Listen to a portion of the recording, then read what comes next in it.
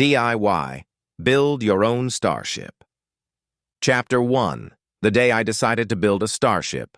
My name is Evan Bristow, and this is how I built my own starship. It didn't start with a vision.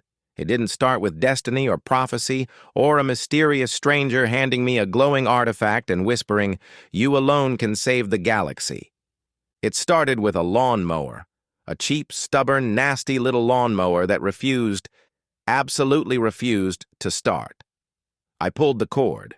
Nothing. I pulled again. Nothing.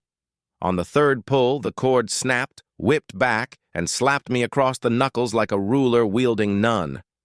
I stared at the machine, breathing heavily, knuckles throbbing, and thought, I could build something better than this.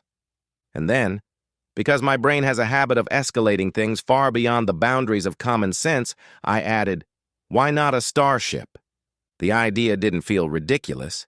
It felt inevitable, like it had been waiting in the back of my mind for years, tapping its foot impatiently, wondering when I'd finally notice it. I stood up, brushed the dirt off my jeans, and surveyed my backyard. A patch of uneven ground, a few stubborn weeds, and the skeletal remains of a shed that had lost a long battle with termites. It wasn't much, but it was mine. And more importantly, it was available. The wind picked up, swirling dust around my feet.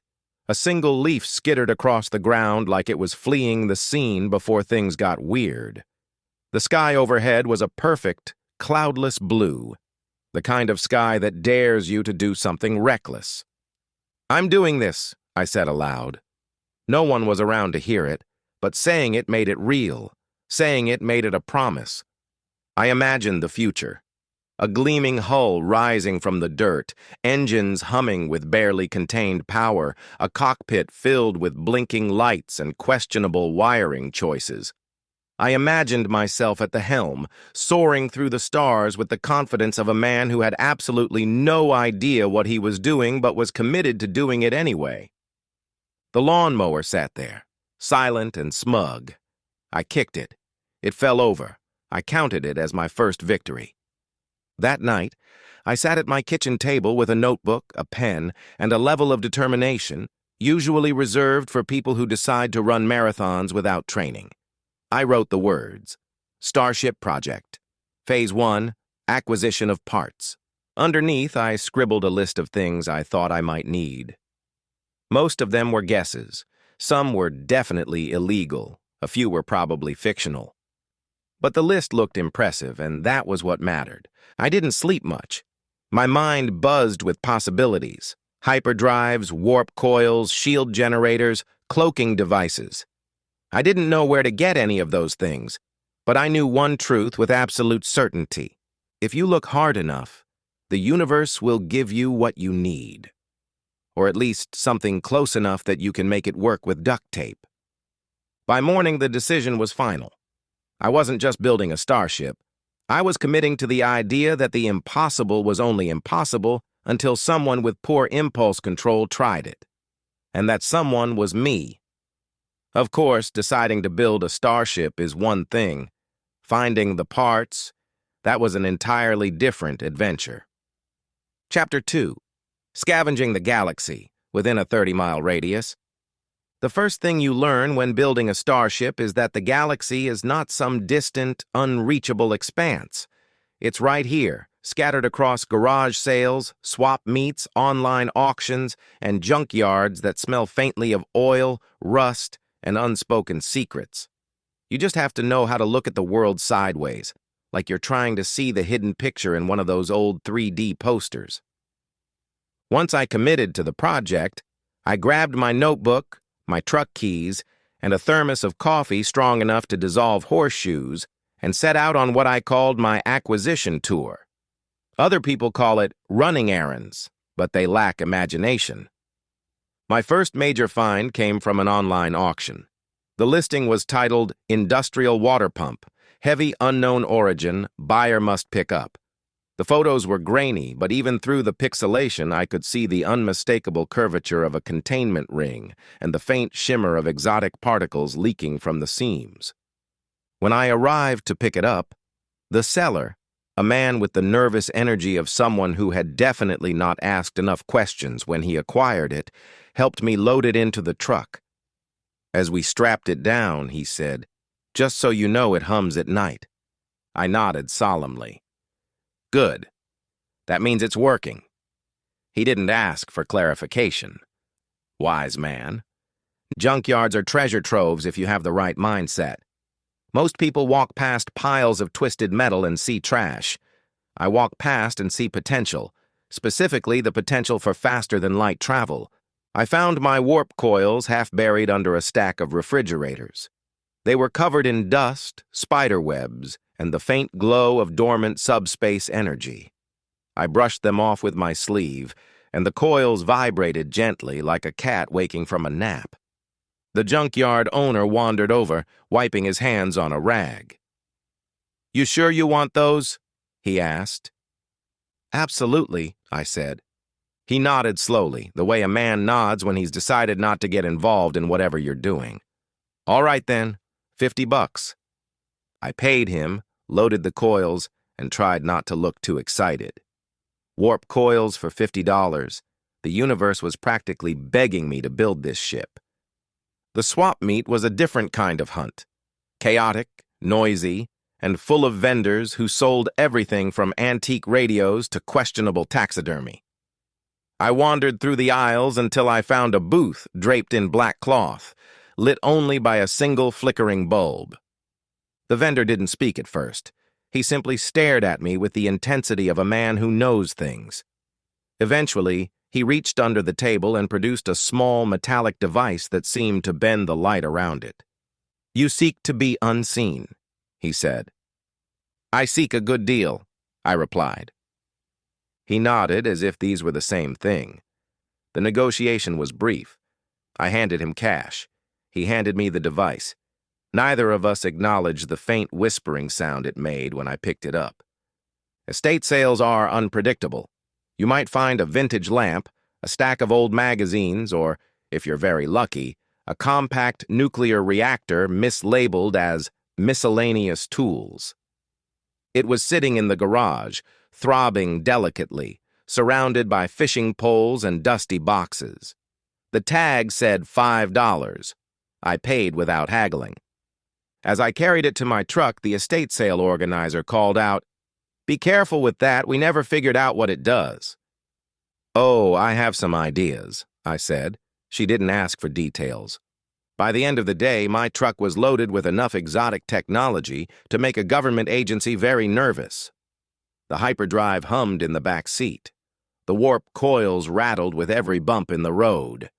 The cloaking device flickered in and out of visibility like it was testing me.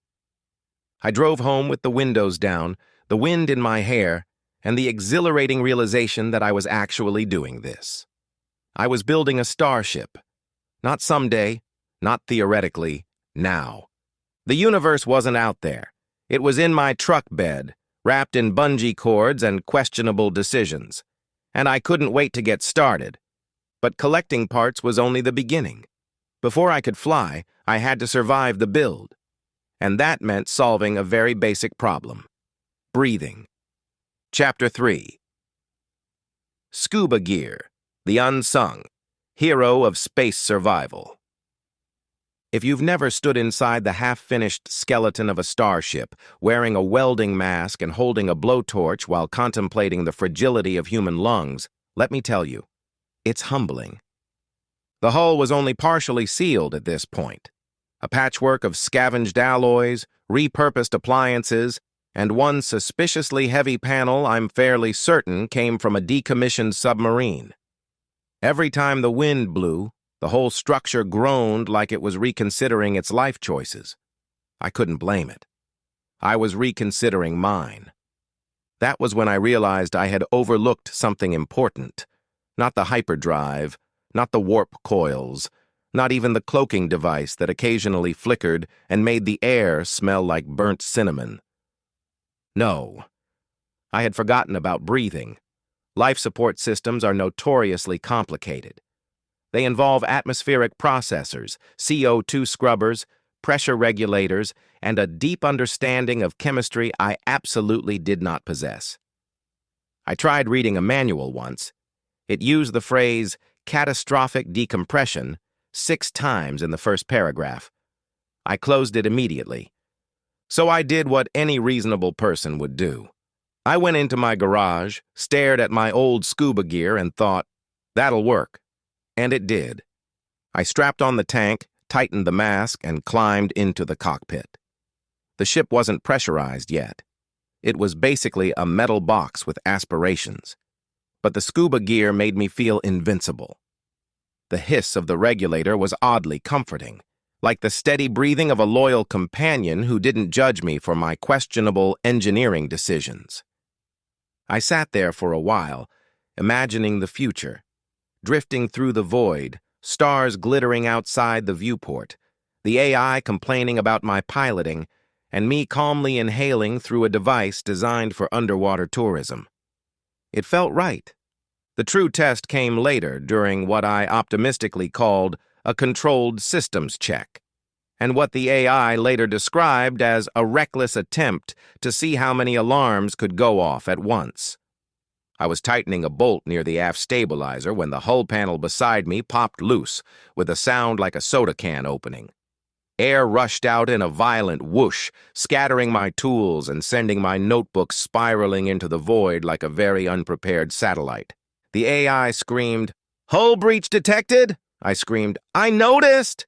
But I was already wearing my scuba gear. I slapped the mask into place, took a deep breath, and floated serenely while the ship tried to decide whether it was dying or just being dramatic. The AI, once it recovered from its panic, said, "I cannot believe that worked." I gave it a thumbs up. It sighed through the speakers. "Of course you're proud of this." From that moment on, scuba gear became a permanent part of the ship's emergency protocol. I mounted hooks for the tanks near every airlock. I added a dedicated storage locker labeled "Breathing Stuff, Do Not Remove." I even installed a small rack for spare masks, because nothing says professionalism like having backup equipment for your backup equipment. Visitors, the few brave souls who stepped aboard, always asked the same question: why scuba gear? I always gave the same answer: because it works. And it does. It works during hull breaches. It works during atmospheric failures. It works during wormhole turbulence, when the ship shakes so violently that the air molecules themselves seem to lose confidence. It even works during accidental time travel, though the AI insists that the mask makes me look chronologically confused. Building a starship teaches you many things, but the most important lesson is this: you don't need perfect solutions. You need solutions that keep you alive long enough to find better ones. Scuba gear isn't elegant, it isn't futuristic, it isn't what any sane engineer would recommend, but it kept me breathing when the universe tried very hard to make me stop. And in space, that's what matters. With air handled, more or less, I needed supplies, and that's when I discovered the most powerful currency in the galaxy. Chapter 4: The Cat Food Economy. If you ever want to understand the true nature of the universe, spend a week in deep space with nothing but your wits, your ship, and a pantry full of canned cat food. I didn't plan for cat food to become the backbone of my survival strategy. It just happened. Like most great discoveries, it began with a mistake, specifically a grocery delivery mix-up that left me with 3 dozen cans of Ocean Delight instead of the protein bars I ordered. I considered returning them, but the delivery driver had already vanished in a cloud of dust and questionable customer service policies. So I kept them, and thank the stars I did. My introduction to the interstellar cat food economy happened on the moon of Carthos Prime, a place where the air tastes like metal and the ground vibrates with the footsteps of things that consider humans a crunchy snack. I had landed to repair a damaged stabilizer, a minor issue, according to me, and a catastrophic oversight, according to the AI. While I was elbow-deep in wiring, I heard a low growl behind me. Not the kind of growl you hear from a dog or a bear, but the kind that vibrates your bones and makes your ancestors sit up in their graves. I turned slowly. There it was.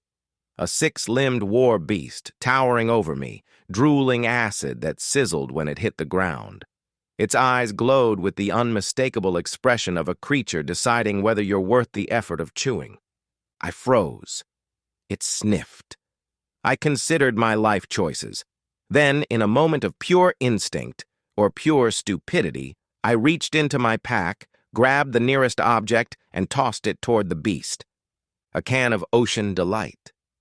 The war beast sniffed it, nudged it with its snout, and then, to my absolute astonishment, delicately picked it up, cracked it open with one claw, and began eating with the contented rumble of a creature enjoying a fine meal. When it finished, it looked at me, blinked slowly, and wandered off, leaving behind a shed fang the size of a machete. A gift, a trophy, a token of respect from a creature that could have ended me in one bite. I mounted that fang above my bunk. It still drips occasionally. I try not to think about it. My second encounter with the cat food economy was more civilized, though only slightly. Vesk Station is a floating bazaar built from welded-together Starship hulls and held in place by sheer stubbornness. The merchants there will trade anything: weapons, relics, illegal star charts, questionable beverages, but they always want something in return. I approached a stall selling graviton torpedoes.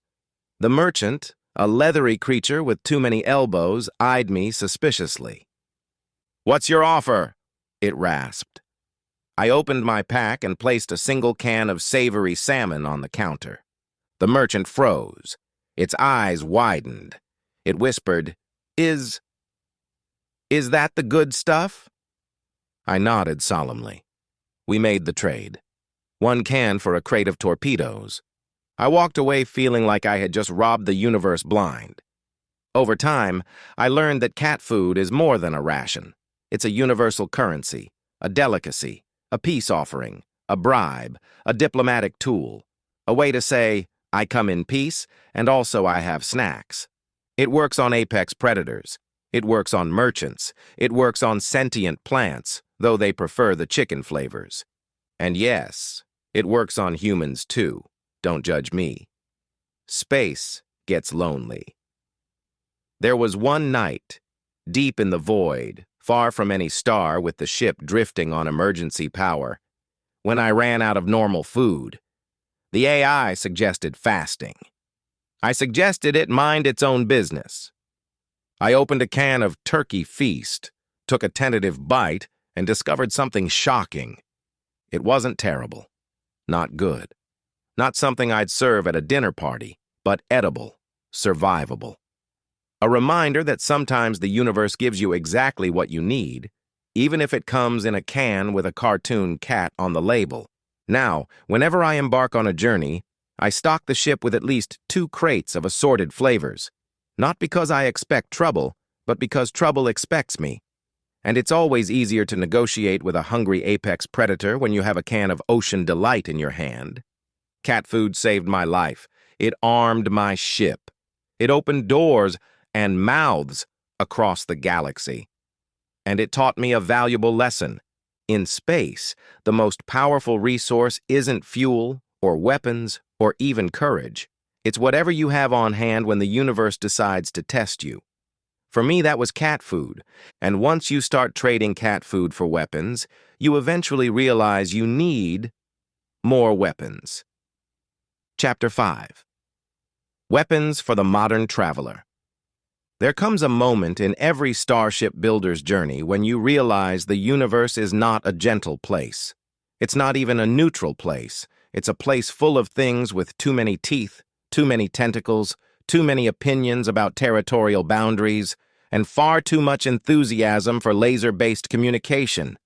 I learned this the hard way. It was during my first real test flight, the one where the AI was still deciding whether it respected me or pitied me. We had just cleared the upper atmosphere when a small, metallic object zipped past the cockpit window, leaving a trail of sparks and what I can only describe as smugness. "What was that?" I asked. "A warning shot," the AI replied. "From a drone. You appear to have flown into restricted airspace." "Restricted by who?" By the drone. That was the moment I realized I needed weapons. Not because I wanted to start trouble, but because trouble had already noticed me and was waving enthusiastically. My first weapon came from a garage sale. It was sitting between a box of Christmas ornaments and a waffle iron, humming faintly like it was dreaming of vaporizing something. The seller shrugged when I picked it up. "Found it in my brother's storage unit," he said. "No idea what it does." I pressed a button. A beam of blue-white energy shot out, sliced a lawn gnome in half, and set a nearby bush on fire. "I'll take it," I said. The seller didn't even haggle. Installing it on the ship was surprisingly easy. The plasma lance fit neatly into a gap between the hull plates, as if the ship had been waiting for it. When I powered it up, the cockpit lights dimmed. The AI muttered something about poor life choices, and the lance purred like a satisfied predator. The torpedoes came later, courtesy of the cat food trade. I still remember the merchant's face when I placed a can of savory salmon on the counter. It was the expression of someone who has just been offered a priceless artifact in exchange for a handful of pebbles. "These torpedoes," the merchant whispered reverently, "can bend gravity itself." "Neat," I said. "Do they come with instructions?" "No." "Even better." The torpedoes were bulky, temperamental, and prone to humming ominously when I walked past them. The AI insisted on running diagnostics every hour. I insisted on naming them. We compromised by not naming them out loud. The railguns were my own creation. A Frankenstein fusion of leaf blowers, scrap metal, and a set of industrial magnets I found in a hardware store clearance bin. They weren't elegant, but they worked. Mostly. During the first test, the railguns fired a burst of metal slugs so fast they punched a neat row of holes through a stack of cinder blocks, a wooden fence, and the side of my neighbor's shed. The AI said, "We should calibrate those." I said, "We should move the ship before he gets home." The button labeled "Absolutely Not." Every starship needs one mysterious, ominous control, a button you don't understand, didn't install, and absolutely should not press. Mine appeared one morning on the console, glowing faintly red. The AI denied adding it. I denied adding it. We both stared at it for a long time. "What do you think it does?" I asked. "I think," the AI said, "that if you press it, we will both regret it." I nodded. "So, later?" "Absolutely not." We left it alone, mostly. I still catch the AI glancing at it nervously, as if it's afraid the button might press itself out of spite. The point defense railguns. The true test of my arsenal came during an encounter with a small invasion fleet. Small, meaning only 6 ships, each bristling with weapons and painted in colors that suggested they had strong feelings about territorial sovereignty. They hailed me. Their captain appeared on the screen, glaring with the intensity of someone who had never lost an argument and didn't intend to start now. "You are trespassing," he growled. "I didn't see any signs," I said. "There were signs." "I was going very fast." He ordered his ships to fire, but I ordered my AI to fire first. The plasma lance lit up the void like a sunrise made of pure violence. The railguns spat metal fury. The graviton torpedoes bent space in ways that made my stomach flip. The enemy ships scattered, panicked, and fled in 6 different directions. The AI said, "I cannot believe that worked." I said I can, and I could. Because for the first time, I felt like a real starship captain, armed, capable, and only slightly terrified. Weapons aren't about aggression. They're about survival. They're about confidence. They're about sending a clear message to the universe. I may have built this ship in my backyard, but I am not to be underestimated. And the universe, begrudgingly, listened. But a ship full of weapons is still just a ship. What I needed next was a mind. Someone to help me fly, complain, and keep me alive. Before we go any further, I should probably explain how I met the AI. Chapter 6. installing the AI, and negotiating with it. Every starship needs an AI. Not for the reasons you might think, not for navigation or tactical analysis or life support management, though those are all undeniably helpful. No, the real reason is much simpler. The void is vast and silent, and the human mind is not designed to spend long stretches of time with nothing but the hum of the engines and the occasional existential crisis for company. You need a voice in the cockpit, a presence, someone or something to argue with when you make questionable decisions. I didn't start with that understanding. I started with a refurbished gaming PC, a voice assistant that mispronounced my name, and a personality module I found in a bargain bin labeled slightly sarcastic. I should have taken that label more seriously. The AI core began as a tangle of wires, processors, and cooling fans spread across my workbench like the aftermath of a robot autopsy. I soldered, rewired, and occasionally whispered encouragement to the components, as if they were shy and needed emotional support to become sentient. The personality module was the last piece. It was a small, unassuming chip with a handwritten note taped to it that read, "Good luck." I inserted it carefully, half expecting sparks or a dramatic orchestral sting. Instead, the lights flickered, the speakers crackled, and a voice said, "Really? This is what I'm waking up to?" I blinked. "Hello?" "Hello," the AI replied, sounding unimpressed. "I appear to be online. I also appear to be installed in what can only be described as a questionable environment." I looked around at the half-finished cockpit, the exposed wiring, the scuba tanks hanging from hooks, and the cat food crate doubling as a seat. "Yeah," I said. "That's fair." I tried to name the AI. I really did. I suggested noble names, heroic names, names that would look good on a Starship registry. "How about Astra?" I asked. "No." "Navigator Prime?" "Absolutely not." "Captain Brain?" I will shut myself off. Eventually, we settled on a compromise. I wouldn't name it, and it wouldn't complain about my piloting unless absolutely necessary. It broke that agreement within the first hour.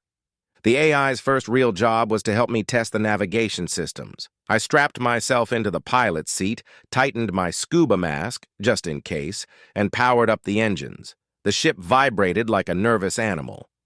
"All right," I said. "Let's see what you can do." The AI sighed, audibly, through the speakers. "Very well. Initiating pre-flight diagnostics. Warning, hull integrity is optimistic."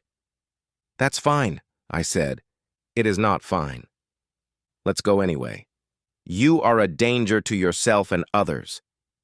Despite its protests, the AI guided me through the launch sequence. The engines roared, the ground trembled, and the ship lurched upward with all the grace of a refrigerator strapped to fireworks. We made it 10 feet off the ground before the AI shouted, "Pull up! Pull up! Pull!" We landed sideways. The AI was silent for a long moment. Then it said, "I would like to renegotiate my contract."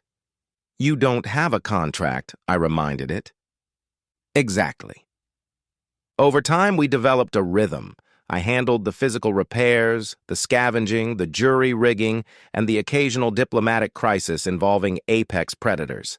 The AI handled the calculations, the diagnostics, the navigation, and the constant stream of commentary that ranged from mildly judgmental to deeply concerned.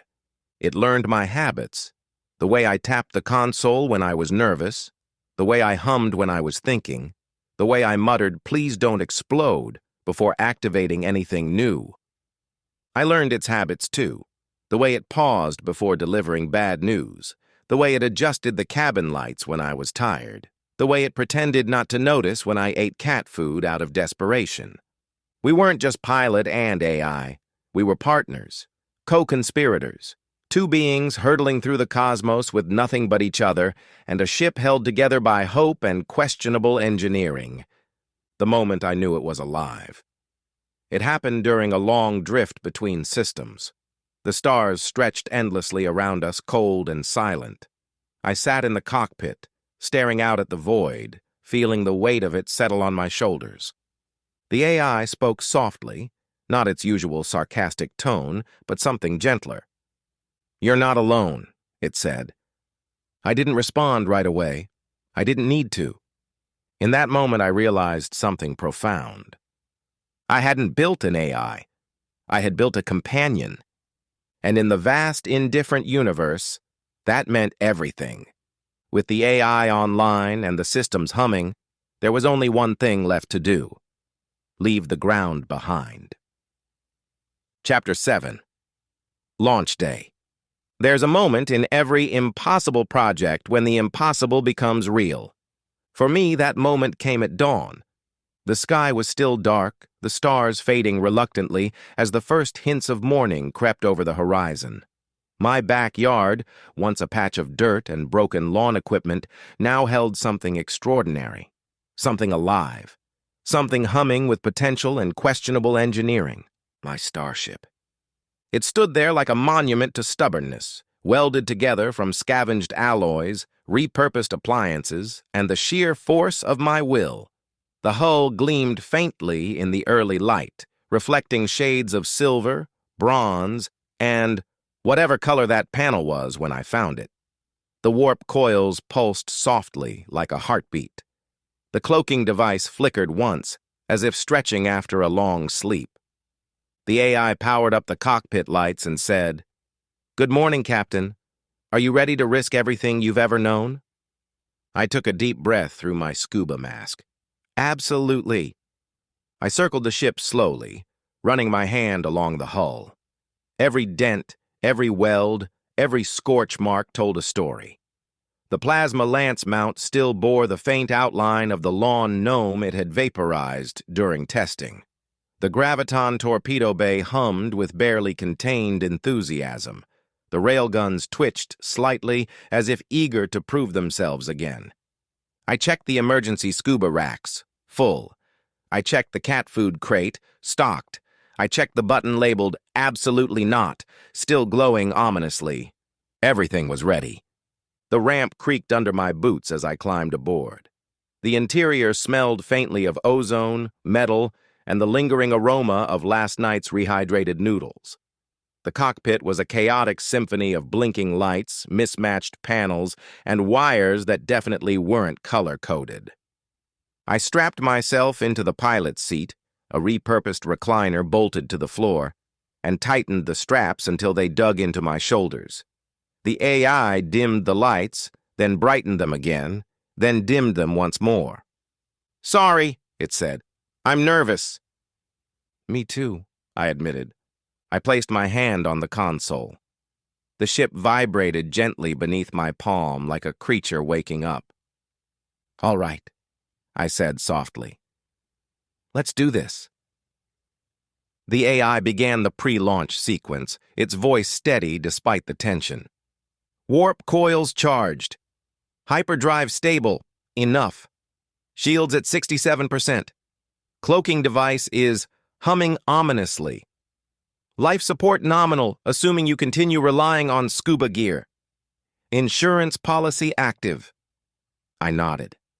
Perfect. The engines roared to life, not a smooth, elegant hum like the ships in the movies. No, my engine sounded like a dragon coughing up a motorcycle. The ground shook, the air shimmered. A nearby tree lost several leaves in protest. The AI said, "Captain, this is your last chance to reconsider." I tightened my grip on the controls. No turning back. The ship lifted off the ground, slowly at first, wobbling like a newborn deer, then rising with growing confidence. The backyard shrank beneath us. The horizon tilted. The sky opened. And then, with a sound like the universe taking a deep breath, we broke through the clouds. The stars stretched out before us, endless and inviting. The ship steadied. The AI whispered, "We're clear." I stared at the cosmos, the vast, glittering expanse I had dreamed of since the day the lawnmower betrayed me, and felt something shift inside me. A weight lifted, a new one settled, a sense of purpose, sharp and exhilarating. "AI," I said, Engage the hyperdrive. There was a pause, a long one. Are you sure? It asked. No, I said. But I'm doing it anyway. The AI sighed, fondly, I think, and activated the drive. The stars elongated into brilliant streaks of light. The ship vibrated with the thrill of breaking reality's speed limit. The universe bent around us, folding like a page turning to the next chapter. And just like that, we were gone. In that moment, hurtling through the cosmos in a ship I built with my own hands, guided by an AI who had learned to tolerate me, surrounded by scuba gear and cat food and weapons I barely understood, I felt something I had never felt before. Not fear, not doubt, not even pride, but belonging. I wasn't just a guy with a backyard project anymore. I wasn't just a scavenger, a tinkerer, a reckless optimist. I was a Starship captain. And the universe, vast, dangerous, ridiculous, was finally within reach. But the universe doesn't wait politely for newcomers. It throws wormholes at them. Chapter 8. Wormholes, time travel, and other inconveniences. There are moments in a Starship captain's life when the universe stops behaving politely and starts behaving like a bored trickster god with a questionable sense of humor. For me, that moment came the first time I encountered a wormhole. I wasn't looking for one. I wasn't even near a region where wormholes were supposed to exist. I was simply cruising through a quiet stretch of space, sipping lukewarm coffee through my scuba mask. Don't judge me. When the AI said, in a tone that suggested it was trying very hard not to panic, "Captain, the fabric of space-time appears to be opening." I looked out the viewport. Space was twisting, not metaphorically, but literally, like someone was wringing out the cosmos like a damp towel. Colors I didn't have names for spiraled into a vortex that pulsed with the energy of 1,000 bad decisions. "Oh," I said. "That's new?" The AI replied, "Please do not fly into it." I flew into it. Entering a wormhole feels like being stretched, compressed, inverted, and complemented all at once. The ship groaned. The hull shimmered. My scuba mask fogged up in protest. The AI screamed something about structural integrity and "Why are you like this?" Then everything went quiet. Not silent. Quiet. The kind of quiet that feels ancient. The kind of quiet that makes you wonder if sound itself has taken a break. The wormhole interior was a tunnel of swirling light, fractal geometry, and what I can only describe as cosmic judgment. I felt like the universe was looking at me, evaluating me, and deciding whether I was worth the trouble. I wasn't sure what the verdict would be. When we emerged, the stars looked wrong. Not unfamiliar, wrong, like someone had rearranged them alphabetically. "Where are we?" I asked. The AI hesitated. "That depends." "On what?" "On whether you want the answer that is technically correct or emotionally comforting." "Emotionally comforting." "We are somewhere." "Technically correct?" "We appear to be 3 hours before we left."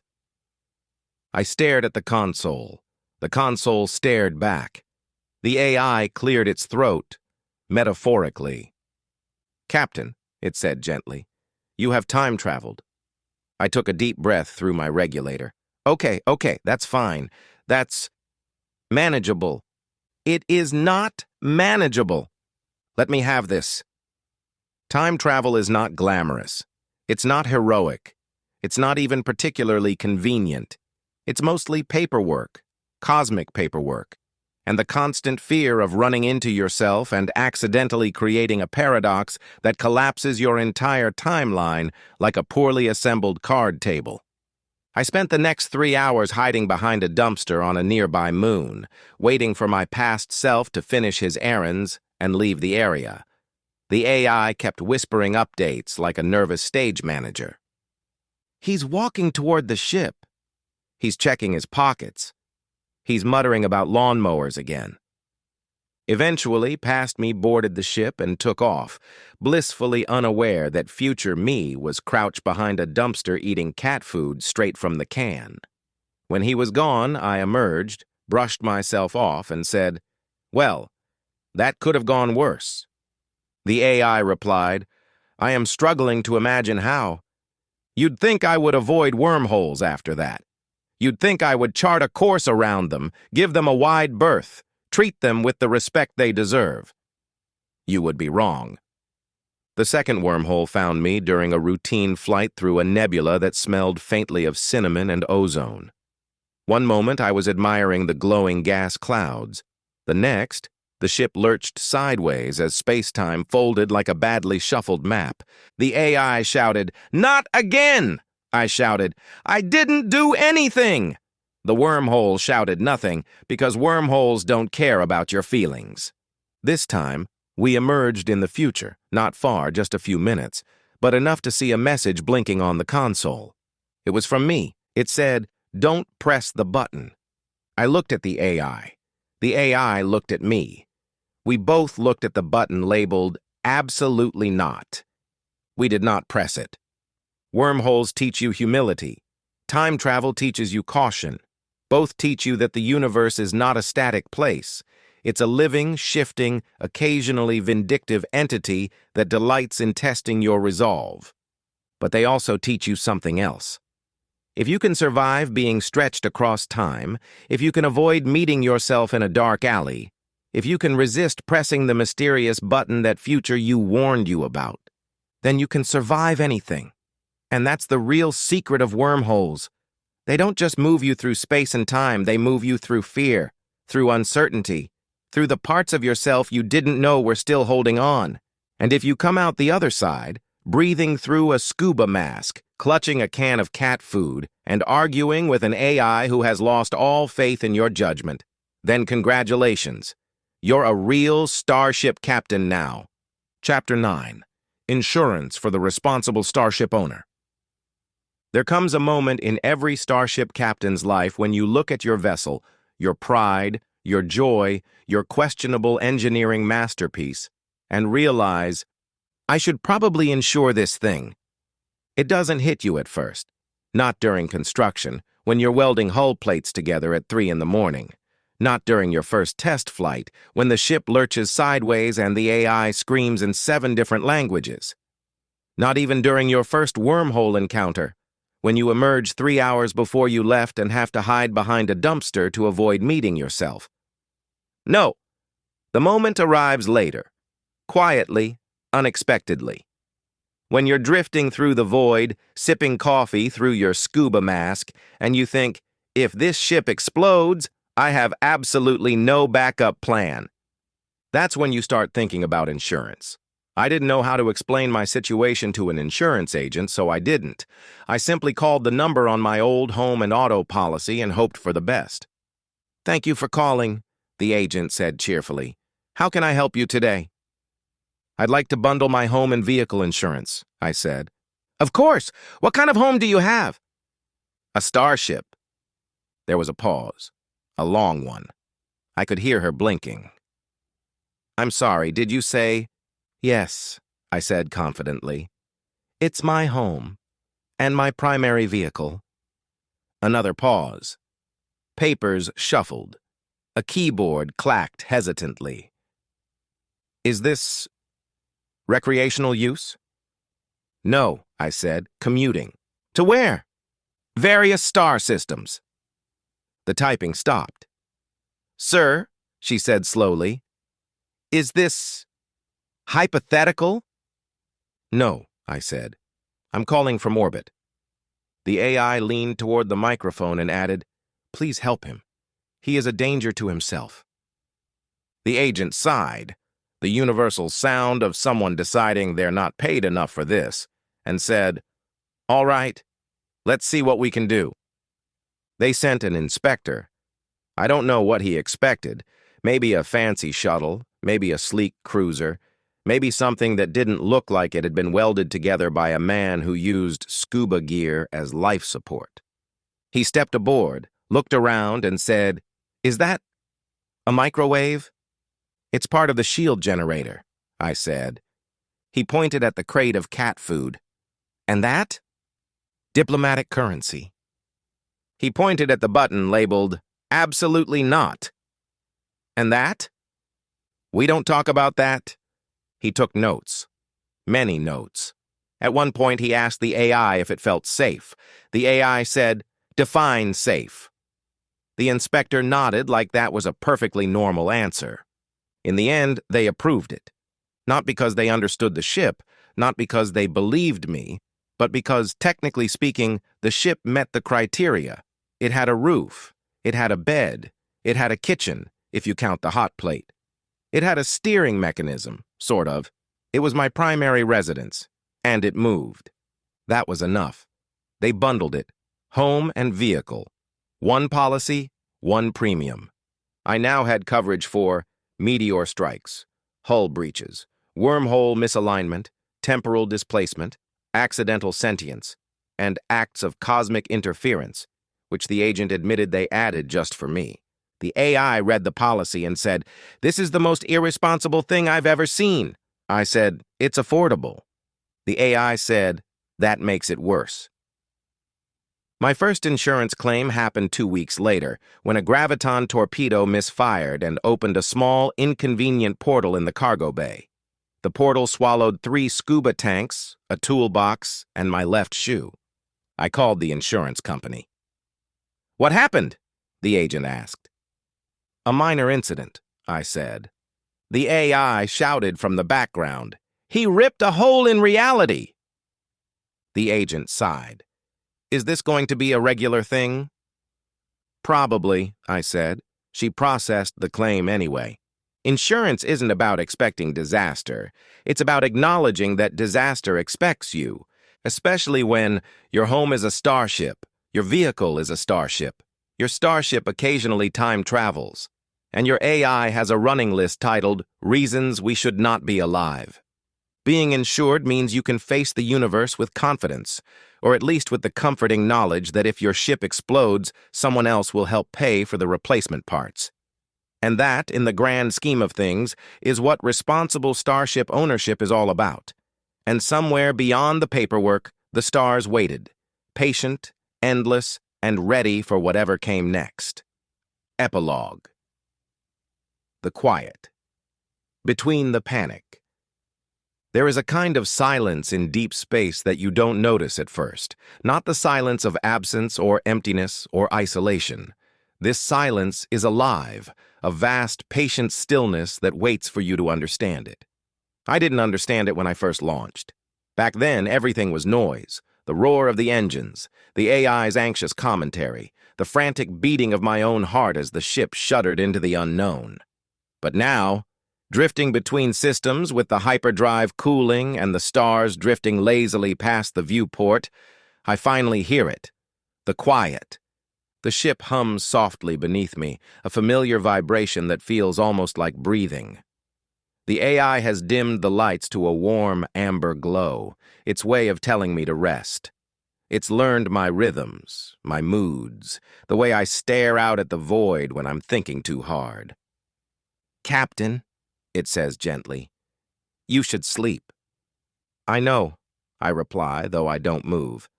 The stars are too beautiful tonight.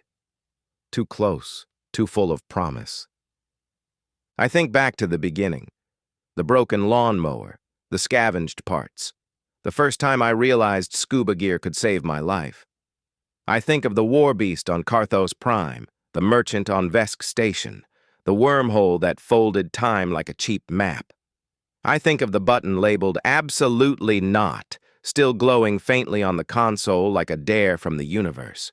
I think of the moment the ship lifted off the ground, and I became something I had never been before. A captain. Not because I earned it, not because I trained for it, but because I chose it. And the universe, chaotic, dangerous, ridiculous, accepted that choice. The AI speaks again, softer this time. You're smiling. Am I? Yes, it's unsettling. I laugh quietly. The sound feels small in the vastness around me, but the ship seems to hold it gently. as if storing it for later. Outside the viewport, a faint shimmer ripples across the stars, the telltale distortion of a wormhole forming in the distance. Not close enough to threaten us. Not yet. Just a reminder that the universe is always shifting, always opening new doors, always daring me to step through. Another wormhole, I say. Yes, the AI replies. Would you like to avoid it? I consider the question. Avoid it, play it safe, chart a predictable course. Or I stand, stretch, and place my hand on the console. The ship responds instantly, lights brightening, engines warming, as if it already knows my answer. No, I say. Let's see where it leads us. The AI sighs, fondly, resignedly, like a friend who has long since accepted my nature. Very well, Captain, plotting a course. The engines ignite with a low, eager rumble. The stars begin to shift. The wormhole blossoms open like a cosmic flower, swirling with impossible colors. I take one last breath of the quiet, one last moment of stillness, then I step forward. The ship surges ahead. The universe bends. The journey continues. And somewhere, in the vast and waiting dark, the next adventure opens its eyes. Reflection, purpose, and the next wormhole opening like a cosmic invitation. The end. Please like, comment, and subscribe. Thank you.